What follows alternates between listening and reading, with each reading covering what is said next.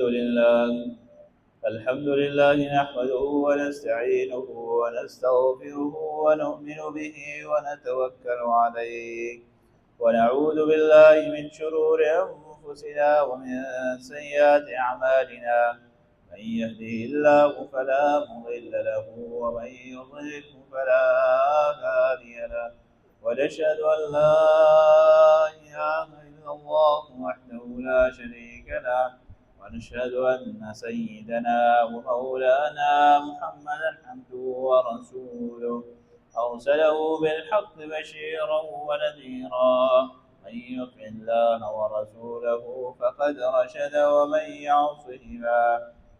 يعصهما فإنه لا يضر إلا نفسه ولا يضر الله شيئا. قال الله تعالى في القرآن الكريم والفرقان الحميد: أعوذ بالله من الشيطان الرجيم. بسم الله الرحمن الرحيم. واذكر ربك في نفسك تضرعا وخيفة ودون الجهل من القول بالغدو والآصال ولا تكن من الغافلين. صدق الله العلي العظيم. اللهم صل وسلم على سيدنا ومولانا محمد بعدد من قعد وقام. اللهم صل وسلم على جميع الأنبياء والمرسلين وعلى سائر الصحابة والتابعين وعلى عبادك الصالحين. دوستانو عزیزانو، الله رب العزت د مسلمانانو د پاره د بخشش او د نزدېوالي یو اهم ذریعہ هغه دا جوړ کړی دی چې کله مسلمان د نوافلو اهتمام کوي نو رب العالمین هغه انسان خپل ځان ته نږدې کوي. یو حدیث شریف کی راضی نبی کریم صلی الله علیه وسلم ارشاد فرمایلی دی کہ اللہ رب العزت ارشاد فرمائی کہ کله زما بندا زما قرب نوافل سره حاصلای تر دې پوری چې هغه خپل محبوب بنده جوړ کړ. بخاری شریف کی دا روایت راغلی دی. یو بل روایت کی راضی چې نبی کریم صلی الله علیه وسلم ارشاد فرمایلی دی چې په خپل ځان باندې د شپې ودرېدل، د شپې تهجد کول لازم کوي، ولې چې تاسو نه مخکې کوم نیکان خلق او هغه دغه طریقه چلیدا تر دې پورې الله رب العزت د دې ټول ګناهونه معاف. ترمذی شریف کی روایت کی راضی نبی کریم صلی الله علیه وسلم ارشاد فرمایلی دي تاسو نه مخکې سوره امتونو کې خلق تیر شوي دي، ای ټول به د شپې د رب العالمین ته ودرېدل او فریاد او جلاګانې به کولې، و هغه ټول خلق د رب العالمین مقربین نږدې برګزیده خلق تیر شوي. دغه رنګې بخاری او مسلم په روایت کې راځي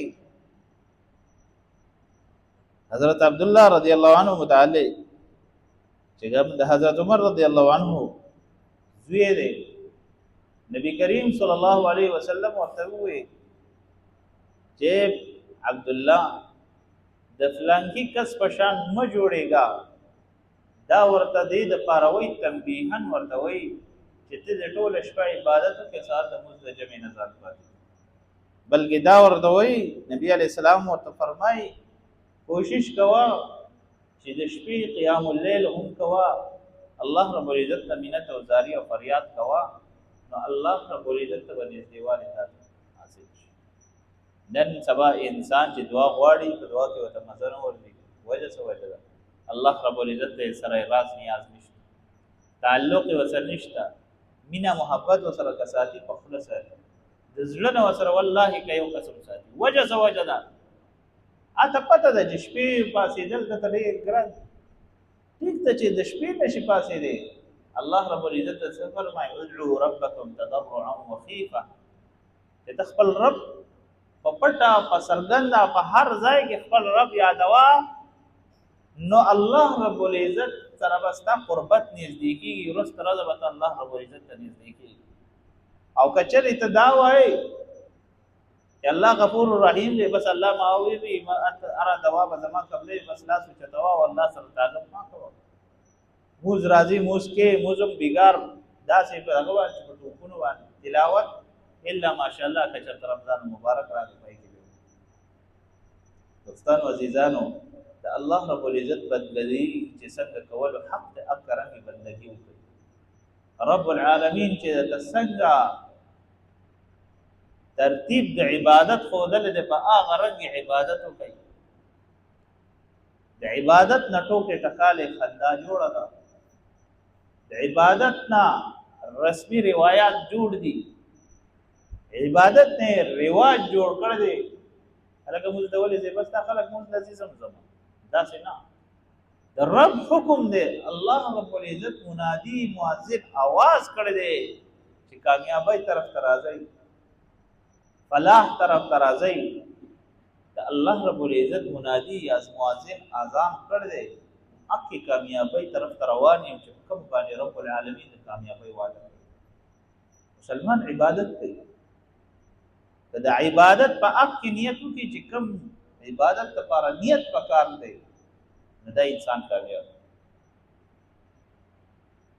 تاسو ته پته ده تغییر دا وسته دا پدې کې مین کردار د څه شي د نیت موږ دې مین کردار په څه شي د نیت وخت پرې دی وای د سنت نیت پکې وکړه ثواب پکې دی ګیره پرې دی سنت نیت نو وکړه ثواب ته ملایي نن سبا خلک وایي فیشن د پاره ګیره پرې دی فیشن د پاره وخت پرې دی رواج دی عام ټرند چلیږي په دې بنیاد باندې دا دغه خلکو نه تمیز ختم شوی دی چې رب العالمین په صف خوشالي هغه تمیز خلکو نور ختمېدو ولا هغه شعور نور ختمېدو ولا دی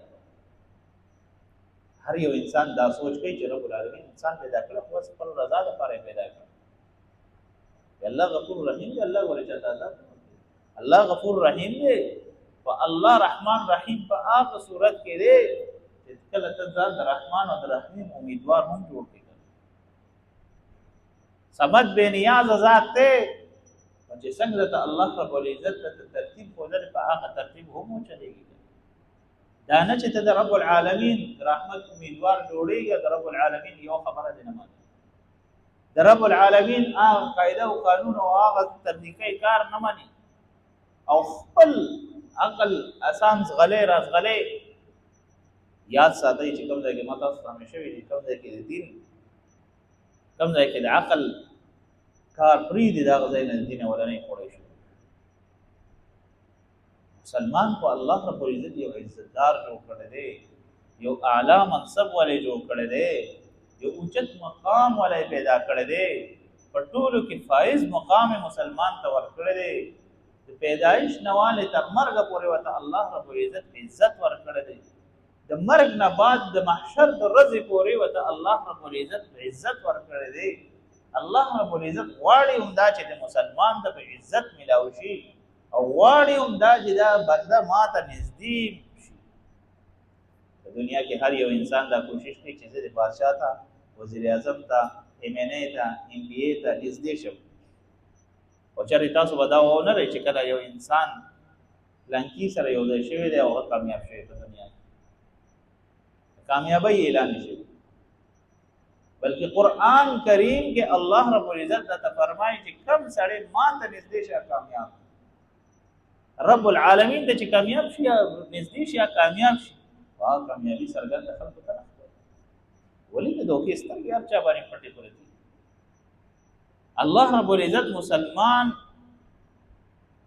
د هغه رزق لوی رزق خاون پیدا کړی دی د هغه ژوند خاون پیدا کړی دی د هغه رزق بادشاہ پیدا کړی دی چې هغه نه ختمېدونکی رزق هغه ژوند نه ختمېدونکی ژوند دی حدیث کې راځي جناب محمد رسول الله صلی الله علیه وسلم ارشاد فرمایي وی د قیامت پر ورځ به مرګ ته مرګ راشي ختم بشي دین بعد به هیڅ یو انسان نمرې هیڅ پد کیږي بس همیشه لپاره برابر دی او د رب العالمین چې کم نعمتونو کې مالامال پروت وي او د رب العالمین اطاعت په دنیا کې کړي دی همیشه پای کې کامیاب. او چې کوم سړی په دنیا کې د رب العالمین په نافرمانی کې وخت یې کړی او همیشه په هغه ځای کې په سزا کې پروت که ایمان نه وروړي په هغه صورت. یو بل حدیث شریف کې راځي نبی کریم صلی الله علیه وسلم ارشاد فرمایلی چې کله هم یو انسان د رب العالمین په زړه کې یادای رب العالمین دته د هدایت لار ښیي. نن مسلمان که عمل کوي د زړه نه زړه کې به یو څه مثبت کومس کوي شیطان به په زړه کې غړي راغړي خیالات وسوسې سوچونه قسمه قسمه فتنې او دنیا خبره وته راځي. دوستان عزیزان خپل عبادت خالص کړئ. رب العالمین تاسو خپل ځان د مخې ته ودرولي توفیق دې ته درکړی دی. خپل کور ته راوغوښتي وحده لا شریک ځان ته ودرولي په اوچت مقام په پاک مقام په اعلی ځای کې د ټولو نه برګزیده او پاک ځای کې ځان ته ودرولي دا زړونه رب العالمین ته پاک. الله رب العزت مؤمن پیدا کړی دی زړه یې ول پاک پیدا کړی دی او دا مؤمن خپل زړه په څه باندې پلید کی په غلطو سوچونو باندې په کینه باندې په بغض باندې په حسد باندې په هغه وسوسو باندې چې کوم د شیطان ټول وسوسې دي ټول دې په خپل کې انسان د غلط خیالات او وسوسې وته راځي. الله رب العزت د طریقه په دې ذکر اسکار شو ټول مؤمن سره مضبوط هتیار د استغفار دی. استغفر الله الذي لا اله الا هو الحي القيوم واتوب اليه. شروع دې کو شیطان دنه او یا میله لري او یا میله دنه لري. مصنف ابن شیبه کې راځي جناب محمد رسول الله صلی الله علیه وسلم ارشاد فرمایلی دي چې کله هم یو انسان عام استغفار شروع کی وی شیطان مکه نه خور را دي ځان له بلا سر بیا ولي چې هاي افسوس هاي تباہی هاي تباشو ما خدای انسان تباہ کول او قد ته ورغول د استغفار. دوستان عزیزان عرض مې دا کولو چې الله رب العزت مسلمان ته د بخښنې لپاره یو باندې کوي چې دا مسلمان به کله زما درد ته نږدې راځي چې زه یې وبخښم او مسلمان د رب العالمین په دربار کې افسوس خوشاله نه رابشي په منډه به موس کوي په منډه به د لهویاتو دا لغویاتو دا فضول ځای کې په ګنټو ناسي پروا دی چې رب العالمین دربار ته راشي هلته به زړه تنګېږي هلته به زړه خرابېږي هلته به پریشانه کېږي هلته کې به افسرده کېږي په هغه ځای کې به پکې ورته سوچونه راځي په هغه ځای کې ورته د دنیا کارونه هم راځي په هغه ځای کې ورته قسمه قسم خیالات هم راځي. د شیطان کوشش دی چې دی د دنیا نوراني محفل نه بهر کړي څه طریقه بیا چې بهر وځي بیا ایسو. الله رب العزت مسلمان ته د بخښنې لپاره یو آسان عمل ښودلی دی چې مسلمان د ورځې سهار ماښام استغفار د مسلمان شروع کو. قرآن کریم کی راضی فقلت استغفروا ربكم انه كان غفارا يرسل السماء عليكم مدرارا. نن امت د رب العالمین د درن لری تل دی الله رب العزت د رزق پتنګي کی راګر کړی د معاشي پتنګي کی راګر کړی دی. د رزق تنګي आवाज دا نه چې دی به خوراک سکات صحیح ورته نه. الله رب العزت هر هغه نعمت پر رزق کې راځي چې کوم الله رب العزت دته ورکړي. هغه د اولاد نعمت ته، هغه د دولت نعمت ته، هغه د جامه پیزار نعمت ته، هغه د پیک پیلس نعمت ته. چې څه نعمتونه ته خدای پاک په دې دنیا کې ورکړي دي کله جیدات نعمت ته هر څه ته الله رب العزت د ټول پر عزت پورې راځي. ما تا صرف رزق څخه پورې ډیپند کړی دی صرف خوراک سره بس دا رزق. يرسل السماء عليكم مدرارا. الله رب العزت بستاسو مدد کوي د سن اسمانونو ويمددكم باموال وبنين. استاسو په مدد کوي په مال سره او اولاد سره بنین په ځامنو سره. د سبا سره راځي استاد دعا په ځامن وینشت چې الله رب العزت ځامن کړي. ويجعل لكم جنات ويجعل لكم انهارا. قرآن کریم راولې واضح پای کې الله رب العزت ته کومه طریقه ښودلې ده، کوم طریقې کار ته ښودلې. افسوس نن د مسلمان د قرآن کریم د تعلیماتو نه خبر نه. مسلمان خو هغه مسلمان دی چې الله رب العزت په خپل کلام کې معمولی یو خبر هم نه کړی وي، لیکلی وي، ذکر کړی، نازل کړی په محمد رسول الله صلی الله علیه وسلم باندې، نو هر یو خبره مسلمان ته. افسوس نن مسلمان د قرآن د تعلیماتو نه لرې تللی دی.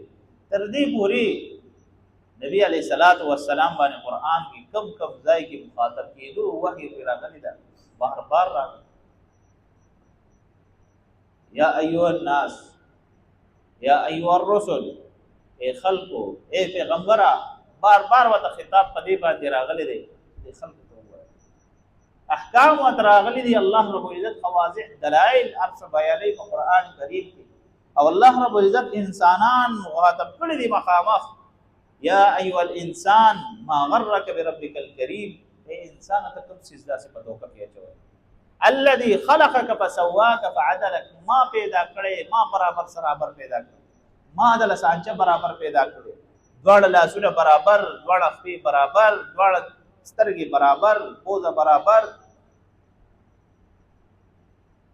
فی ای صورت ما شاء رکبک، یعنی داسې په شکل کې پیدا کړي چې د هغې ټول عالم کې عاجز. کلا بل تکذبون بالدین وان علیکم لحافظ. بیا هم دا انسان د الله رب العزت ذات دروغجنۍ، قیامت ورځ دروغجنۍ او کفر لاره اختیار. ډېر د افسوس خبره. قرآن کریم کې د الله رب العزت ځای ځای کې د طبیعت الله رب العزت مسلمانانو ته خطاب کړی، انسانانو ته. مسلمان ته ډېر کړی دی، عام انسانانو ته لږ کړی دی. عام انسانانو ته مخاطب کېدل نو هغه ایمان طرف ته راوستل دي. مسلمانانو ته ځکه خطاب کړی چې دی خپل د دین د دایرې ته رانږدې کړي. الله رب العزت چې کلام نازل کړی دی صرف یوازې نه چې صرف په دې تلاوت کې، بلکې الله رب العزت ته په قرآن کې هدایت، رشد، هغه هدایت چې کله په انسان چلیږي د دواړو جهانو کې د انسان کامیابي. یعنې دا موریدلي چې الله رب العزت په قرآن کې کوم هدایت را لېږلی هغه انسان لپاره کافي نه دی چې ته موریدلي، بلکې د ټول عالم لپاره الله رب العزت د هدایت کافي شافي د ټول انسانانو لپاره الله رب العزت درلود. دوستانو عرض مې دا کولو چې الله رب العزت قرآن را لېږلی د قرآن د تعلیماتو نه ځان خبر د وحده لا شریک بندګي کوئ، په اخلاص سره یې کوئ. د وحده لا شریک ته نږدې کېدل ډېر اسان دي. شپې اوږدېږي، سهار ته راپاڅېږئ، یو 2 رکعته نفل پکې وکړئ، رب ته منت فریاد او زاري شروع کړئ. ګورئ چې ستاسو دعاګانې قبلېږي که نه قبلېږي. د وحده لا شریک د ذکر اهتمام شروع کړئ، استغفار کثرت شروع کړئ. ما درته قرآن کریم کې ویلي چې وظیفه قرآن کریم کې راغلې ده، فقلت استغفروا لكم انه كان غفارا. چې د رب العالمین چې کله هم انسان ته وي عمل ښیي، عبادت ورته ښیي او طریقه ورته ښیي، کله هم په سختۍ کې راشي د رب ته استغفار شروع کړي، الله رب العزت مدد. حضرت عمر رضی الله عنه په دور کې قحط راغی. قحط راغی. یو صحابي دی خوب ویني، خوب دې دا ویني چې یو سړی دی هغه چیلۍ حلاله کړه د لږې تندې نه او د قحط د وجې نه د هغې نه وینه معمولي لږ شاته وپیدا، دوره ترې وپیدا چې لاس یې پسکا شو، په ځمکه ونه پایدا. دی په ژړا شو. په خوب کې ورته نبي کریم صلی الله علیه وسلم ورته راغی، وی لاړ شه امیر المؤمنین ته ووایه چې ته خو ما ډېر هوښیار ګڼې دا په تا څه چل شو. دا صحابي چې څنګه دا خوب ویلیدو او پاڅېدو، فورا د امیر المؤمنین حضرت عمر رضی الله عنه په دربار کې لاړ او ویل ورته چې په خوب کې جناب محمد رسول الله صلی الله علیه وسلم راته راغلی و او ما سره داسې واقع شوی چې ما داسې چیلۍ حلالوله او هغې سره وینې رانلې او ډېر خفه وم او ویده شوم. خوب مې ولیدو، نبي علیه السلام راته دا ووایي چې عمر ته وایا چې ته ما ډېر خيار کړنه پتا څه چلو. امیر المؤمنین چې کله دا خبره واورېده وایي ته بس پوه شوم، بس ټول رعایا ټول خلک یې راوغوښتل، ټولو خلکو نه یې تپوس وکړو تاسو ته په تشریح کوم کې څه کمې دي.